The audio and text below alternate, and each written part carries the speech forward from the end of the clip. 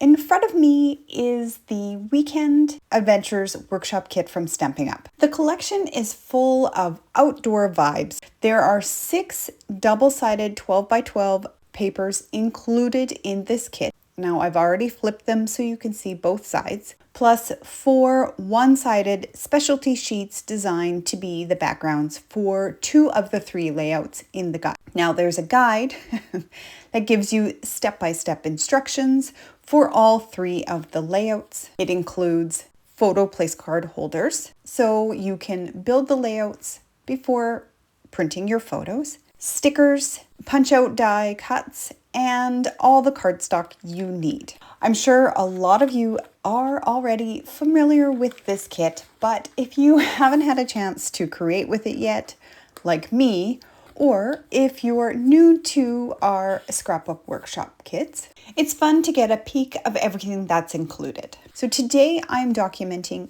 7 photos from a hike in August of 2020. This is of my youngest son, Evan, skipping rocks on Abraham Lake in Alberta, Canada. There's one of me and my boys, and Evan sitting on a fallen tree near a random fire pit. And my favorite, our group shot. We tried to recreate a photo we took back in 2009.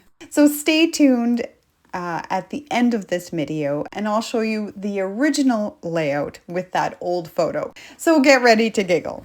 So let's get started.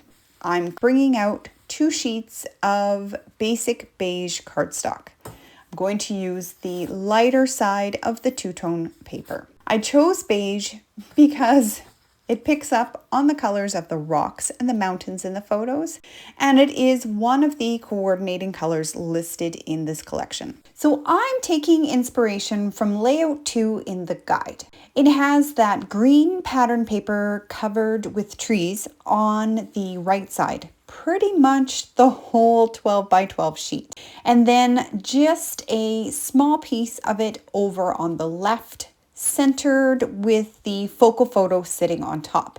Now I've decided to carry more of that paper onto the left page to help the 2 sides flow together and feel like one continuous 12 by 24 spread. Next up is the blue splattered pattern paper with the 4 photos arranged in a grid. In the guide, this paper is also used as the mat for the focal photo on the left. The guide shows 4 photos on the right, and I followed that same idea, but mine are a little different in size. Instead of a single 4 by 6 photo on the left, I've got 2 landscape photos about 4 by 5 inches each, plus a little 3 by 3 photo to place beside that. Now looking at the blue paper, it's just not doing it for me. The water in the photos is this stunning teal blue, and I really want to play that up. So instead of sticking with just the kit, I'm diving into my stash to see what I can swap in.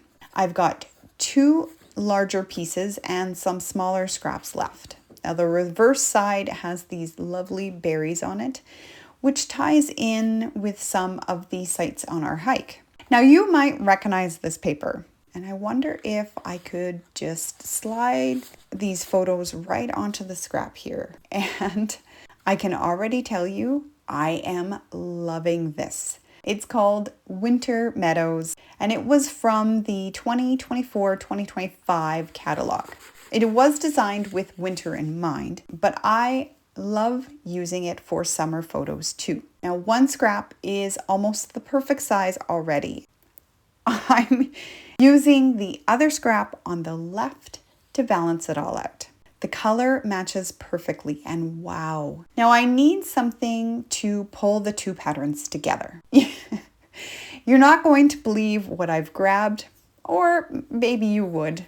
This is from the Turtley Sweet collection. The B-side has these stripes in Mossy Meadow, Old Olive, it might be Granny Apple Green, but it still works, Pool Party, and Shaded Spruce. Now all of these colors blend beautifully with my papers and the photos. Because I'm working with scraps, I'm just tucking pieces and playing around with their placement. Something like this could really work. So this is an unexpected mix of collections, but that's one of the things I love about Stampin' Up. Their color palette stays so consistent that papers from completely different lines still coordinate beautifully. It makes mixing and matching feel easy and intentional instead of random. So I wanted to show you the little scraps I have left. And this side has the berries on them. And I think it could be fun to work that pattern into this layout somehow. I'm thinking challenge accepted. So now that I have a plan, I'm going to pop off camera and trim everything down. But I will let you know the measurements I used so that you can recreate this design if you'd like. Just keep in mind, I'm going a little rogue now from the guide, so my measurements won't match what's listed there. I used pretty much the full sheet of the green tree pattern paper. On the right side, it measures 10 by 11. And on the left, I gave myself a 2-inch overhang, so 2 by 11. For the teal scraps, I only trimmed a little bit off. So this piece measures 9.5 by 7. The striped paper measures 8.5 by 5. And on the left side, this piece was already 5 by 12. And lastly, this one is 9.5 by 6. I mostly worked with what I had and only trimmed off areas that wouldn't be covered by other pieces. Use those scraps, right?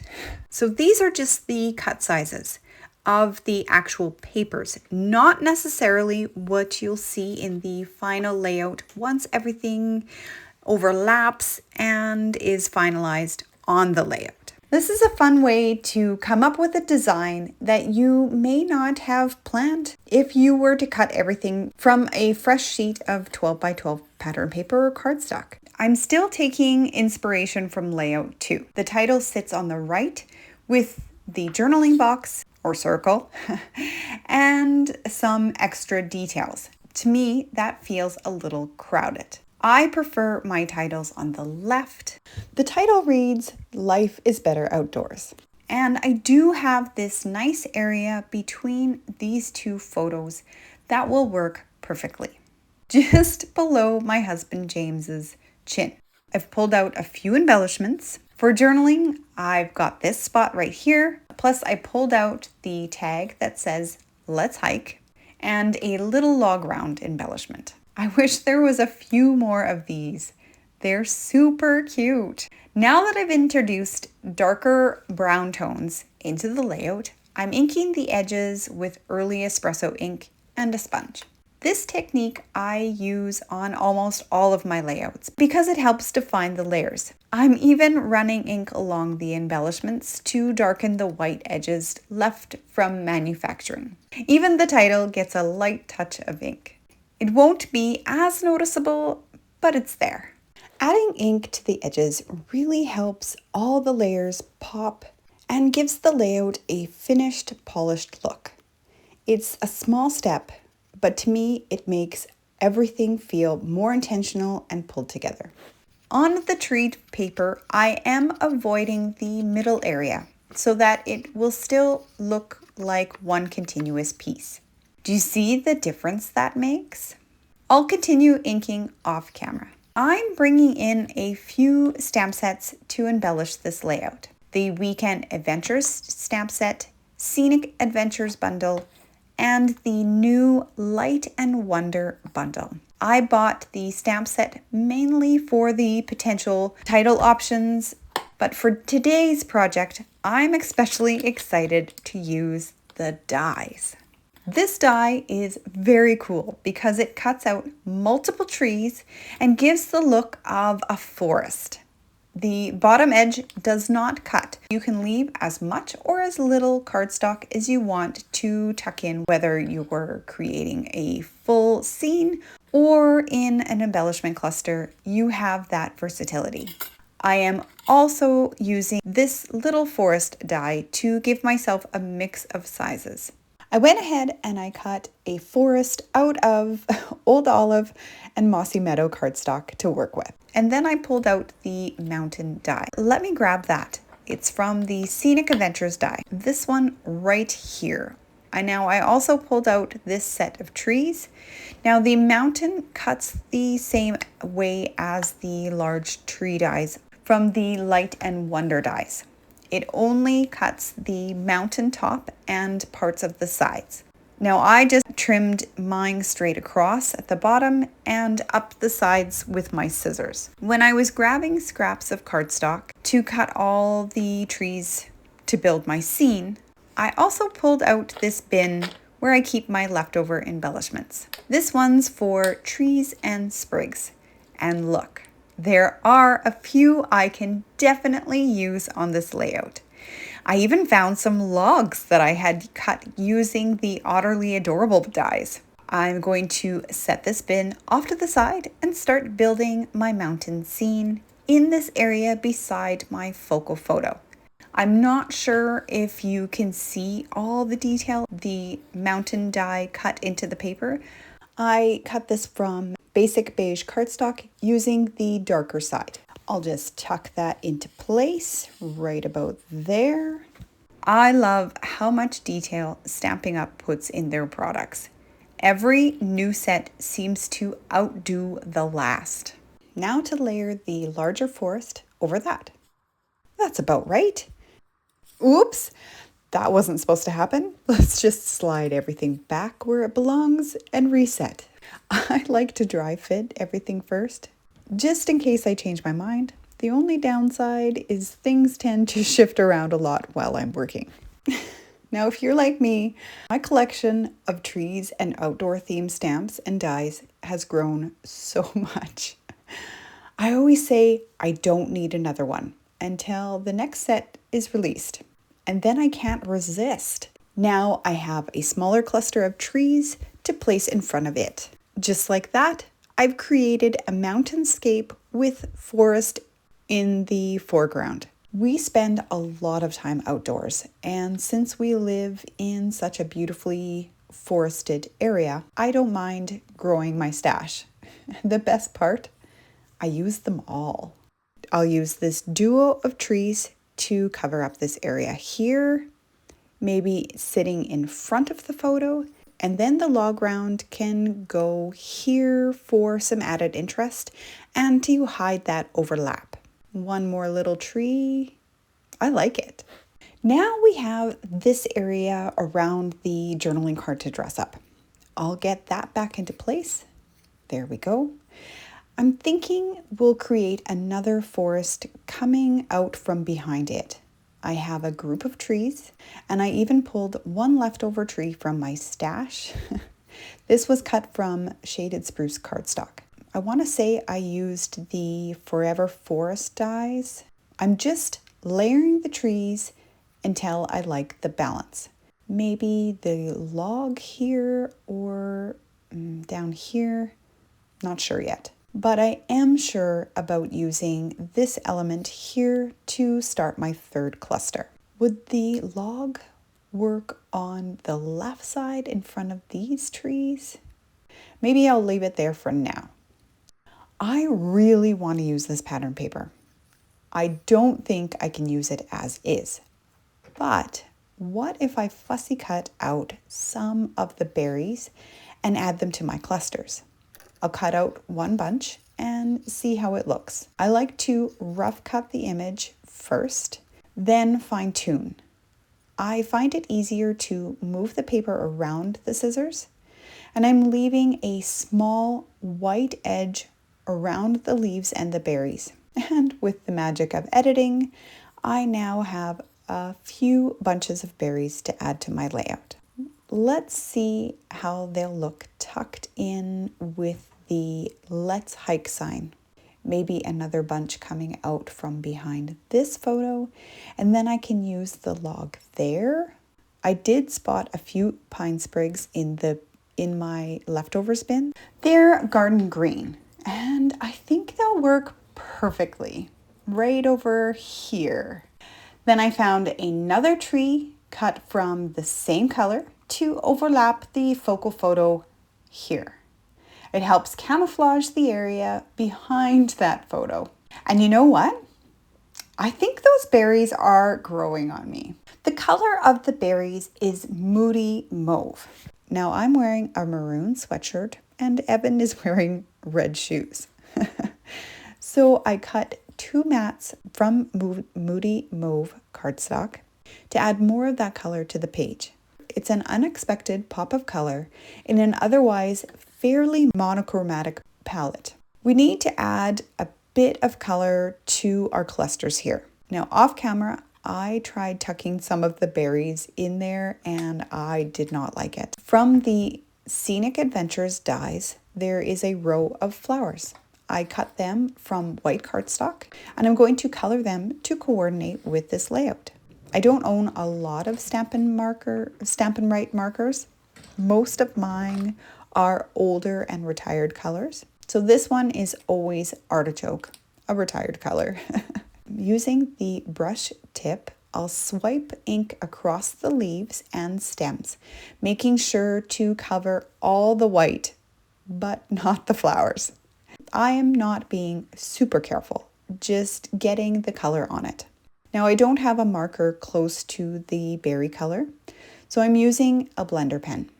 Now if you watched my previous video where I colored pumpkins, you've seen me use it.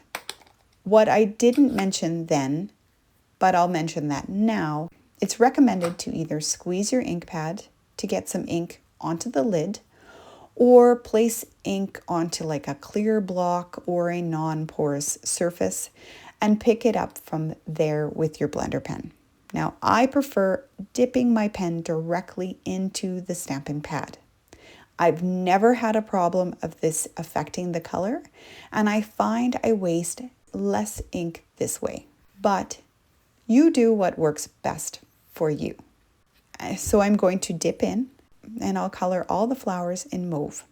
And of course, when I'm done coloring, I'll make sure I clean the blender pen by swiping it on a piece of scrap paper until it runs clear.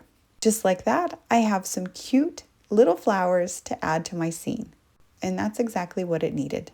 I pulled out a few more items from the laser cut dies that came with the kit. A wooden look arrow, some banner elements in the same wooden look and mossy meadow green. And I'm just going to ink the edges with the leftover ink still on the sponge.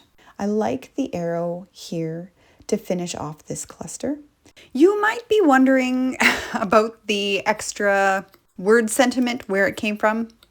It was something I was testing out and I didn't like it. So just pretend it's not there because it's not going to be sticking around. And I just happened to have another banner cut from shaded spruce cardstock and I'm going to use it here. Why not? Let me grab my well-loved Cricut spatula to gently lift some of the adhesive behind the photo so I can tuck these banners under it. That gives some visual interest under the photo and repeats the colors I've used throughout the page. Off camera, I used a blending brush to add a soft touch of pecan pie ink to the tops of the mountains to help them stand out just a little bit more. This log round is calling to be stamped.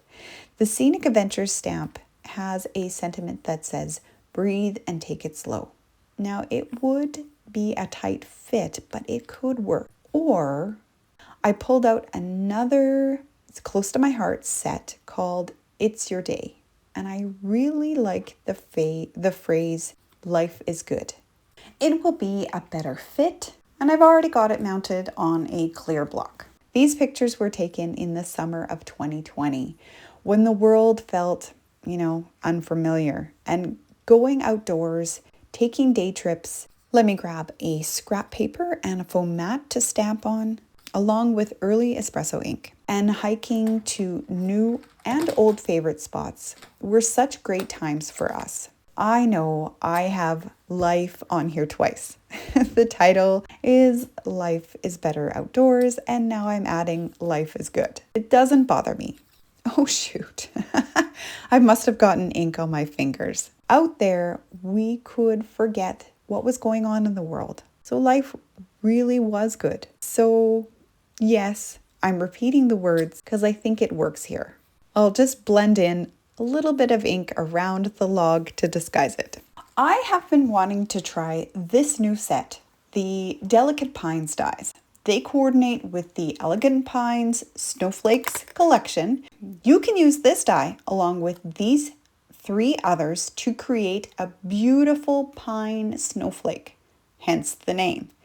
And it makes a really good size flake too. This set was just released as part of the online exclusives earlier this month. For today's layout, I'm just using this one die to cut a few extra pine sprigs to tuck into my clusters with the berries. I'll just give it a little snip so I can use a piece on each side of the layout. Because it has 3 branches in one, it looks like I tucked in more than I really did.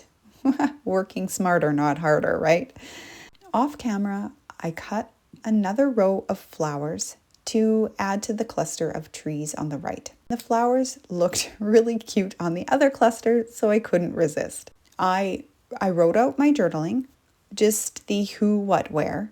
I have more photos from this day, so another layout, and that's where I'll add the additional details.